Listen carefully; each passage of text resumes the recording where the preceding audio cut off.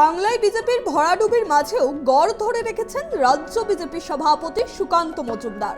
এবার নরেন্দ্র মোদীর মন্ত্রিসভায় বাংলা থেকে নতুন মুখ হিসাবে জায়গা পেলেন বালুরঘাটের বিজেপি সাংসদ সুকান্ত মজুমদার। আরএসএস থেকে এসে 2019 সালে প্রথমবার ভোটের লড়াইয়ে নেমেছিলেন সুকান্ত মজুমদার, জিতেও ছিলেন। পরবর্তীতে রাজ্য বিজেপি সভাপতির দায়িত্ব পান তিনি।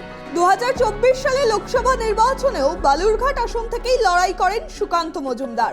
বাংলায় বিজেপির ফলাফল আগের বারের তুলনায় অনেকটাই খারাপ হয়েছে, তার মধ্যেও বিরোধীদের পরাস্ত করে ওই আসনটি নিজের দখলে রাখতে সক্ষম হয়েছেন সুকান্ত। এবার মন্ত্রিত্ব পাচ্ছেন তিনি। I, Sukanta Majumdar, do swear in the name of God that I will bear true faith and allegiance to the Constitution of India as by law established, that I will uphold the sovereignty and integrity of India, that I will faithfully and conscientiously discharge my duties as a Minister of State for the Union, and that I will do right to all manner of people in accordance with the Constitution and the law, without fear or favor, affection or ill will.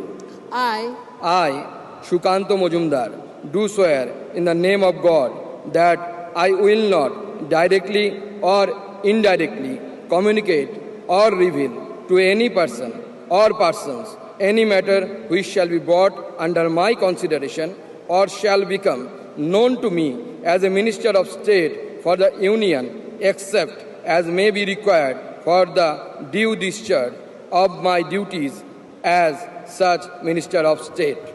গতবার 4 জন প্রতিমন্ত্রী পেলেও এবার রাজ্যে বিজেপির ফল আশানুরূপ না হওয়ায় সেই সংখ্যা কমে দাঁড়িয়েছে কেবল 2 জনে। তুলনামূলকভাবে উত্তরবঙ্গে ভালো ফল করেছে বিজেপি, ফলে উত্তরবঙ্গ থেকে যে মন্ত্রী পাচ্ছেই তা গোড়া থেকেই স্পষ্ট ছিল। তালিকায় ছিল একাধিক নাম, শেষ পর্যন্ত বাজিমাত করেন সাংসদ তথা রাজ্য বিজেপি সভাপতি Sukanta Majumdar. Bureau report, tribe TV Bangla.